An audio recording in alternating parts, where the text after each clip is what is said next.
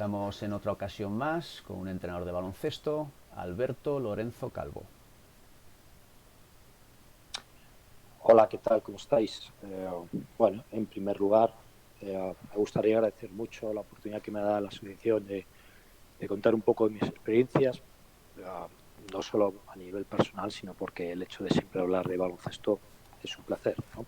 Actualmente, mira, tengo 50 años y llevo entrenando exactamente 32 años. Puedo decir que he estado 32 años sin ninguna temporada vacía, en distintos niveles, en un nivel mayor o en un nivel menor, pero consigo siempre poder disfrutar del baloncesto.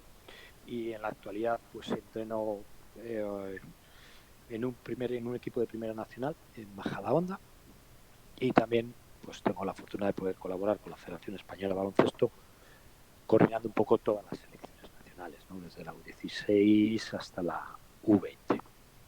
Y en eso me dedico, y a eso me dedico.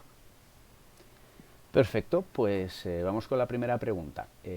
¿Cuáles fueron las razones por las que te decidiste empezar a entrenar?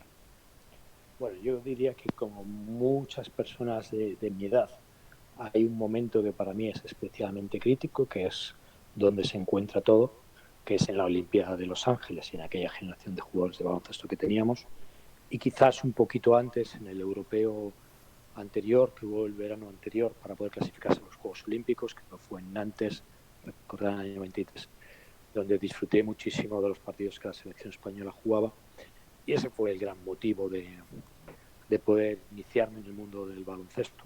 Es verdad que también había otro motivo, que es que yo me cambié de colegio y empecé a entrenar en un colegio con muchísima tradición de baloncesto aquí en Madrid, que es el Colegio de Buen Consejo, y digamos que pues que todo se juntó, ¿no? Todo se juntó y yo encontré en el baloncesto un sitio donde realmente disfrutaba viéndolo, disfrutaba jugándolo, disfrutaba aprendiendo. Y en esos inicios, ¿qué referentes tuviste o qué guía tuviste para tus inicios como entrenador? Bueno, si hablamos desde el punto de vista de entrenadores con los que yo coincidí en aquella época y con los que tuve la suerte de poder compartir ideas, hablaría um, de algunos referentes muy importantes. Señalaría sobre todo a Ángel Pardo, que en aquella época pues, era un seleccionador español. También señalaría a Manuel Coloma como dos grandes referentes para mí, en los que pude ver y entrenar y compartir muchas horas con ellos hablando. Y también podríamos señalar a Ángel Jareño, al que entrenaba en aquella época en el Colegio Buen Consejo y pude verle muchas tardes entrenar, muchas tardes, y probablemente también perdí o dediqué mucho tiempo, mejor dicho, a observar a Ángel Goñi entrenando, ¿no? Entonces, probablemente yo diría que estas personas se convirtieron en referentes para mí. Sí. ¿Desde cuándo consideras el baloncesto una profesión? Bueno, la verdad es que ese es un límite muy complicado, porque realmente a día de hoy lo sigo considerando como mi gran placer o mi vicio, ¿no? Pero si entendemos como el hecho de que he conseguido vivir del baloncesto y gran parte de mi tiempo lo dedico al baloncesto, pues probablemente desde hace muchos años, desde el año, yo diría 94, 95, cuando es verdad que también me dedico a la parte de docencia en la universidad, y entonces desde ese momento ya consigo eh, vivir del baloncesto. Pero como entrenador del baloncesto, digamos que no hace tanto tiempo, sino probablemente en torno al año, exactamente el año 2005-2006 es cuando empiezo a ser ya, digamos, un profesional del baloncesto. Que como entrenador gano dinero para poder vivir de ello, ¿no? Y esta oportunidad o esta manera de poder vivir del baloncesto, ¿cómo surgió? Es decir, ¿cómo llegas a ese punto en el cual o tomas una decisión o te surge una oportunidad en la cual decides dedicarte en exclusiva? Mira, bueno, yo entiendo que como la mayoría de las trayectorias, ¿no?, de un entrenador, pues estaba en un club en aquellos años, que era el Club Estudiantes, y bueno, probablemente, seguro porque tuve mucha suerte y seguro porque las cosas salieron bien y porque había personas que en aquella época creyeron en mí, a las que estaré eternamente agradecidas, podríamos hablar de Jota, Cuspinera, podríamos hablar de José Asensio, de Juan Cabrerizo. Pues en aquellos momentos ellos creyeron en mí y yo, a partir de evolucionando en las distintas categorías del club, desde la categoría infantil hasta la Liga EVA, y después ya de llevar varios años en Liga EVA, pues me dieron la oportunidad de estar de entrenador ayudante en el equipo ACB de Estudiantes, en una temporada en la que el primer entrenador era Luis Casimiro. Yo diría que fue un poco ese momento en el que surge esa posibilidad. Y tu sensación externa, es decir, aquellos que no se dedican al deporte, ¿tú crees que ellos consideran el baloncesto una profesión? Bueno, evidentemente en esta pregunta influye mucho la edad, ¿no? Como me voy haciendo mayor, pues probablemente. Si te refieres a entrenadores más jóvenes, ¿vale? Bueno, yo diría que hoy hay como, para mí, por la relación que yo tengo con ellos, cuando voy hablando con ellos, pues entiendo que hay como dos extremos. Hay una gran mayoría que creo que lo considera más como una forma de ocio, como una forma de sacar un pequeño ingreso, pero no como una profesión. Pero sí creo que hay una minoría de entrenadores que claramente están focalizados en conseguir que sea su profesión y que su desarrollo vital vaya unido al y profesional vaya unido al del baloncesto, ¿no? Y sí que encuentro gente en ese punto, realmente muy comprometida con su desarrollo profesional. Y aquellos que no se dedican al mundo del deporte, ya no solo baloncesto, es decir, porque cierto es que el mundo del deporte, digamos, fuera de lo que se ve en los medios de comunicación, de la alta competición y de la élite, hay mucha gente que, bueno, o padres de los chicos, conocidos que no están metidos en el mundo del deporte, esa sensación de profesión, ¿tú crees que es perceptible o estamos todavía lejos de que se nos considere profesionales?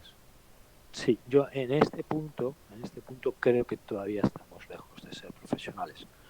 Quizás una de las cosas que más me haya sorprendido un poco cuando he bajado de nivel competitivo y después de estar en la CB o en otros ámbitos quizás de mayor rendimiento deportivo, he bajado a un nivel deportivo menor, me he quedado sorprendido que siguiésemos un poco como hace algunos años y donde todavía hay gente que esto no lo considera una profesión y que, bueno, pues que dedican un poco de tiempo por las tardes más con un ámbito, con un objetivo de diversión que con un objetivo profesional. Y sí considero que aquí, al menos en lo que yo he encontrado, no hay tantas personas con ese foco puesto en entender que esto es una profesión. Muy bien, pues vamos con la formación.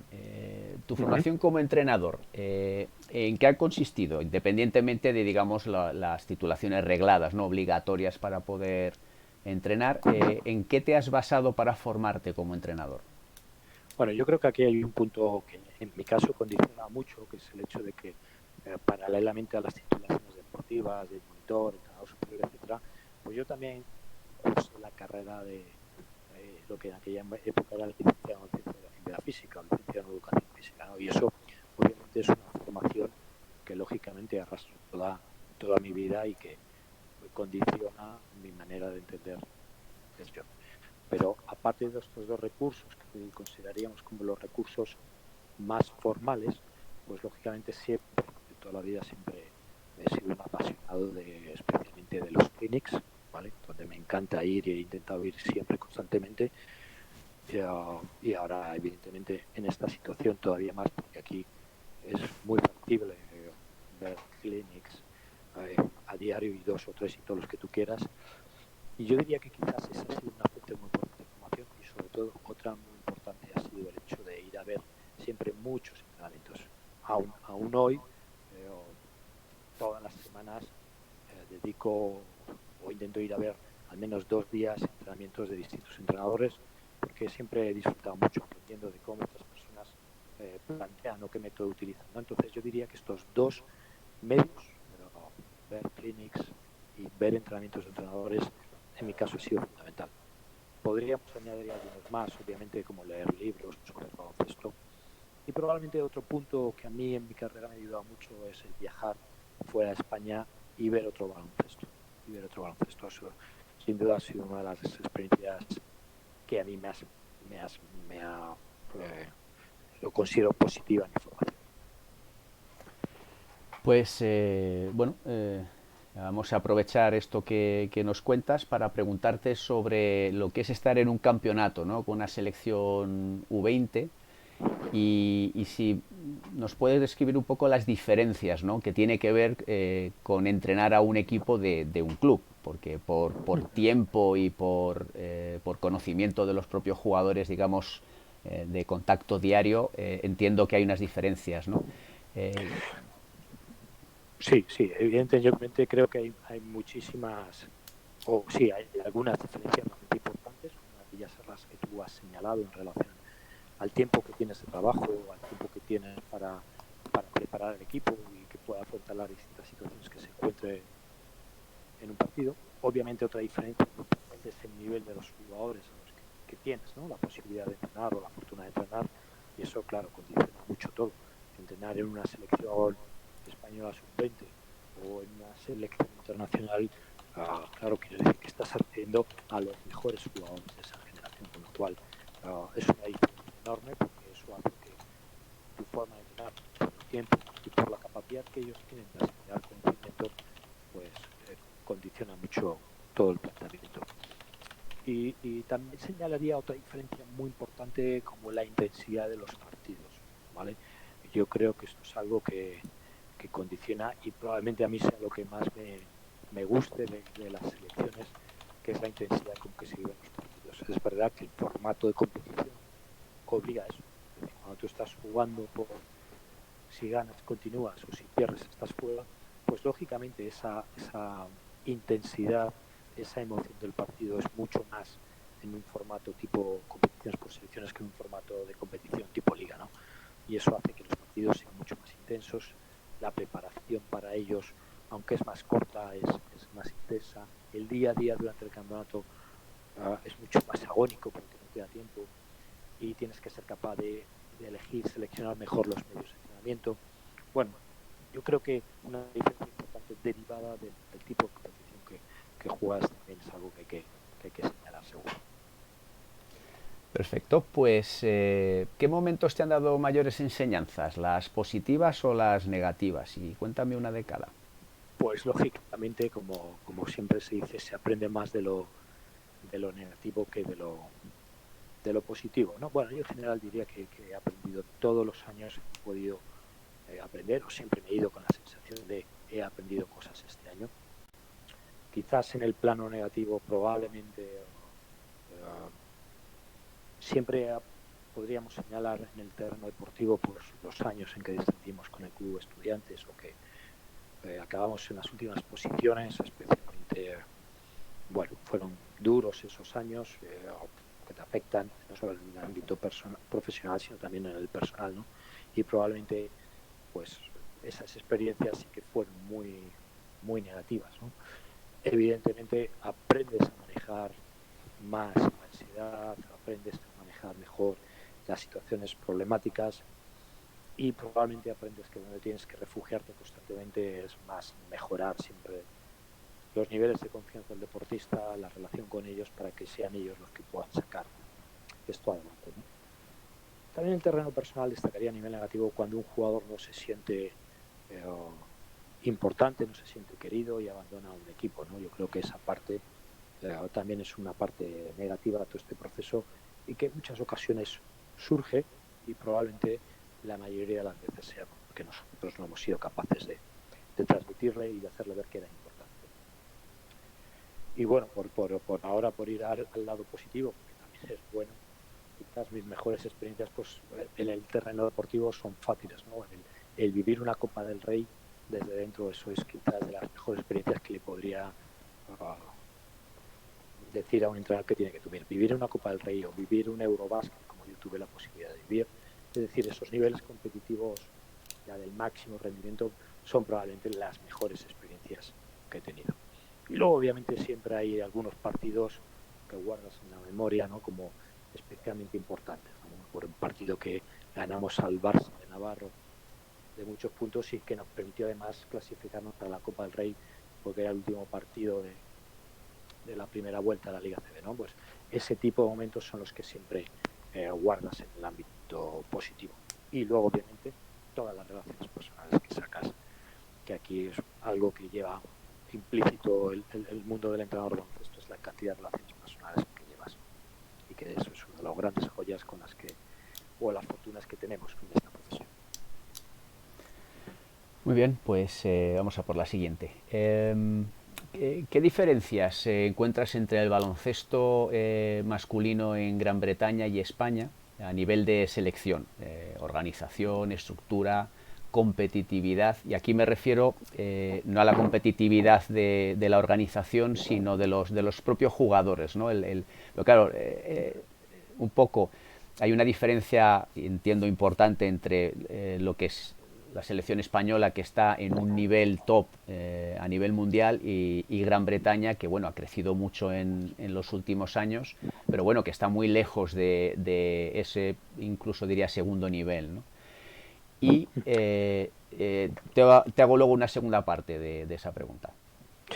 Bueno, las diferencias son enormes, ¿vale? Las diferencias son enormes y fundamentalmente, intentando ser breve, porque aquí me podría extender mucho tiempo, creo que la esencia de esas diferencias radica en que estructuralmente y culturalmente son cuestiones muy diferentes, mientras que aquí en España el baloncesto es un deporte realmente importante y cuenta con una estructura organizativa, de competición, de clubes, de asociación de clubes, etcétera, muy bien estructurada y con una competición en todas las categorías, bueno, de una gran calidad, ¿vale? Pues nos encontramos en el otro extremo grandes diferencias porque el deporte, el baloncesto en Gran Bretaña no es el deporte más importante y porque culturalmente o estructuralmente no se acerca ni de lejos a lo que hay aquí, ¿no? Tanto en la primera división inglesa como en los pabellones, como en los distintos partidos, como en las asociaciones de jugadores, clubes, etcétera, no se parece nada. Entonces, a partir de ahí se explica un poco todo lo demás, ¿vale?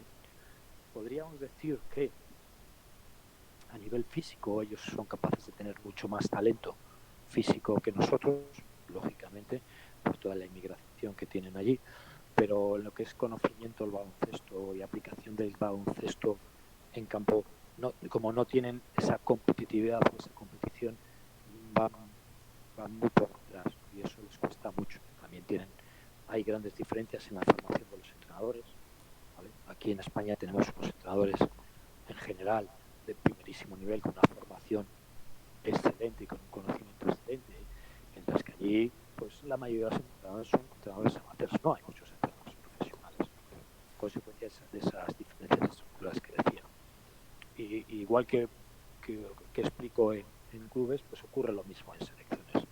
Entonces, estas diferencias hacen que haya un abismo en el rendimiento entre las selecciones, pensando que físicamente ellos podrían competir, porque lógicamente por baloncesto muchos no compiten. Y eso hace que además sea un baloncesto que exporta jugadores, y ahí la mayoría de los jugadores británicos pues juegan fuera de su país, ¿no? Los mejores jugadores británicos, bien porque van a la NBA, bien porque van a la NCAA, o bien porque están por Europa.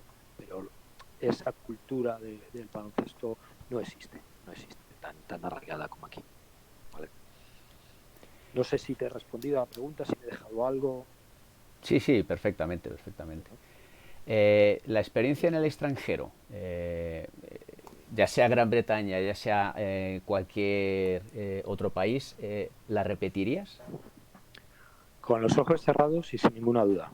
O sea, podría extenderme más, pero el mensaje es este. Vamos, la repetiría siempre. Me parece una experiencia vital, única, irrepetible y de una riqueza enorme, porque tienes que llegar a un país, bueno, dominar su idioma, sobre todo entender su cultura y entender el porqué de las cosas, ¿no? Y eso te abre mucho la mente, porque no todo el baloncesto es como aquí en España, sino que hay diferencias importantes y eso te genera, bueno, aparte de la posibilidad de viajar y conocer distintos entornos, sobre todo te genera en ti una capacidad de adaptación y flexibilidad enorme, que yo creo que es una de las grandes características que cualquier entrenador tiene que tener. Es verdad que yo creo que en esto siempre hay matices y que probablemente sea más fácil adaptarse yendo a Inglaterra por la proximidad cultural que si otro tipo de aventuras donde la distancia cultural entre los países sea mayor, ¿no? Y que probablemente a lo mejor eso es algo más difícil de gestionar. Pero en cualquier caso, me parece que como experiencia, vamos, a cualquier entrenador se le recomendaría con ojos cerrados. Perfecto, pues vamos con una pregunta sobre lo que es entrenar en sí, ¿no? ¿Qué es lo que te da mayor satisfacción entrenando? Bueno, sin duda alguna la relación con los jugadores. El día a día con el jugador, entrenando en la pista, y esa sensación de diseñar un entrenamiento y que el jugador aprende a la vez que disfruta y que acabas el entrenamiento y que pues tienes esa sensación de equipo y de hablar con personas y llevarte bien. El día a día es lo que a mí me encanta y me engancha. Y me engancha, es lo que más, de la sensación de entrenador, lo que más me gusta, ¿no? Y luego, evidentemente, pues pondría también la competición, obviamente la sensación cuando ganas. La otra pues, no es tan buena, ¿no? Pero cuando ganas porque has jugado bien, porque has jugado bien, porque has visto a los jugadores que han estado comprometidos, que han hecho un gran esfuerzo y que además les han salido las cosas ese día, pues es otro de los motivos que te hace, al menos a mí me fomenta el compromiso y me dice, wow, me encanta seguir aquí, ¿no? Y sobre esta pregunta, lo contrario, ¿qué es lo que más te frustra? Lo que más me frustra es, bueno, esa sensación que en algunos momentos observo que se instalan en los grupos deportivos, en el equipo, y que no son capaces de salir del yo y de pensar en individualmente en vez de pensar de forma colectiva. Probablemente sea la sensación que más me frustra al entrenar y que entiendo que es lógica en algunos momentos de la temporada o en algunos equipos, pero probablemente sea lo que más me moleste cuando hay una persona que realmente antepone claramente sus intereses a los del equipo. Esto lo llevo muy mal, sin duda alguna. Muy bien, pues vamos a hablar de la mujer entrenadora. Fútbol. ¿Crees que tiene la misma visibilidad que el hombre entrenador? Bueno, yo creo que no tiene la misma visibilidad, pero no sé si es por un tema de falta de visibilidad o por falta de mujeres entrenadoras, ¿no? Creo que evidentemente hay menos mujeres entrenadoras que entrenadores y eso les hace tener poca visibilidad, ¿no? Creo que están igual de capacitadas que nosotros o mejor, de esto no tengo ninguna duda, pero es verdad que el hecho de que haya menos entrenadoras pues les da menos visibilidad. Creo que más bien quiero pensar que la causa está ahí. Desde luego no pienso que la causa esté en que no están capacitadas ni nada de esto, sino simplemente que hay menos gente o menos entrenadoras que esto les pueda atraer. Y te, te hago la pregunta de otra manera. ¿Crees que en un futuro, me da igual el plazo, medio, largo, corto evidentemente no, aunque creo que bueno, ahora mismo vamos teniendo más referencias en élite, que creo que es algo importante para todo el mundo, hombres y mujeres, ¿no? Pero ¿crees que en un plazo X este camino que se lleva ahora mismo, que bueno, que digamos uno de los iniciadores de que se intente dar un poquito más de visibilidad en los medios de comunicación realmente, porque es así un poco como funciona este mundo, ha sido la Federación Española, ¿no? Con la estructura hacia el baloncesto femenino, en el cual pues bueno, se le va teniendo un poquito más de visibilidad. Ahora mismo en élite, digamos, en España, pues bueno, por el momento solo hay una mujer entrenadora, ¿no? En un equipo ACB. Y bueno, de hecho estuve hablando con ella, con Ana Montañana, hace un par de días. Su entrevista saldrá un par de días antes que la tuya. en el cual, pues bueno, ella hablaba de que sí entiende que es importante que haya referencias porque siempre ayuda, que no es lo que más le gusta en el mundo ser esa referencia, pero que entiende bueno, que es algo positivo, ¿no? Entonces, ¿tú crees que una de las razones por las cuales pueden faltar un volumen mayor de mujeres entrenadoras es porque a lo mejor les falta algún tipo de referencia también? Bueno, no sé si es el motivo, pero sí creo que les ayudaría, o que ayudaría mucho. Es decir, es verdad que yo creo que nos movemos en una sociedad que busca constantemente referentes, ¿no? Y que, bueno, yo de hecho mismo soy entrenador porque he tenido referentes y personas a las que me quería parecer, ¿no? Eh, y lógicamente eso me motivaba mucho, ¿no? Y me ha motivado a aprender de ellos, etcétera. Y creo que esto es un motivo en el que entiendo perfectamente la reflexión de Ana Montañana. Bueno, quizás no te guste estar en ese papel, pero sí que es bueno que haya esos modelos que ayuden a futuras generaciones a involucrarse en esto, ¿no? Entonces, sí que creo que son necesarias ciertas estrategias que fomenten un poco esa visibilidad de las entrenadoras y que, bueno, se utiliza en otras áreas, ¿vale? Igual que se utiliza en las ingenierías porque se quieren que haya más mujeres ingenieras, pues esto es un poco similar. Creo que todas las estrategias deben ser bien acogidas porque son positivas y en el fondo pues se trata de ofrecer más oportunidades también, en este caso a mujeres entrenadoras, ¿no? Entonces sí que considero positivas esas estrategias y que ayudarían. Y evidentemente creo necesario que haya modelos donde ciertas personas puedan verse reflejadas en un futuro. Perfecto, pues voy a por la penúltima. Eh, ¿Tienes algún sueño en el mundo del baloncesto que te gustaría cumplir? Hombre, tengo muchísimos. lo bueno, lo bueno que esto tiene es que eh, el mundo este te permite soñar constantemente, ¿no? Y una de las cosas en las que como entrenador entiendo que nos agarramos muchas veces, pero sí, sí, en general diría que mis grandes sueños pasan por entrenar en equipos con jugadores cada vez mejores o estar implicados en estructuras uh, deportivas profesionales. Entonces me encantaría poder formar parte de un equipo de Euroliga o me encantaría poder estar en una estructura de un equipo NBA, ¿no? Por supuesto que eso es un sueño que mantengo y que constantemente intento conseguir. Creo que sí. Pues vamos con la última. ¿Qué le dirías a los entrenadores y entrenadoras que empiezan a entrenar? Bueno, mira, curiosamente el otro día, la semana pasada, en las clases de la universidad montamos una charla, conferencia parecida con entrenadores que sí están siendo profesionales y el mensaje fue muy claro, ¿no? A ver, yo diría, esto es una profesión preciosa, donde puedes disfrutar muchísimo y sentirte realizado. Es verdad que se puede llegar a ser profesional de esto. Aparentemente es muy complicado, pero no es menos cierto que es que se puede llegar a ser profesional.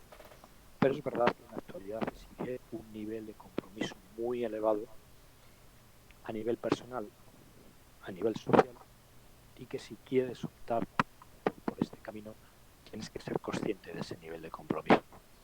Eh, no es un camino fácil, pero no es un camino imposible. Y siempre insisto que este mensaje para mí me parece muy importante que llegue. Si tú quieres y sueñas con ser entrenador de tal equipo, es posible que lo seas. No es imposible, es posible. Es verdad que el camino va a ser complicado, pero puedes soñar perfectamente porque lo puedes conseguir. Yo me quedaría aquí. Perfecto, pues lo que es la entrevista la doy por finalizada. Siempre al final os dejamos un espacio por si queréis ampliar alguna de las preguntas o hacer algún comentario adicional y en caso contrario pues la damos por terminada. Bueno, fundamentalmente de nuevo agradeceros la oportunidad que me habéis dado de hablar un poco de mi vida, del mundo del baloncesto, que siempre es un placer hablar de baloncesto y luego encima cuando uno habla de sí mismo, pues te da una sensación de ser más importante, ¿no? Ah, por eso os lo agradezco especialmente.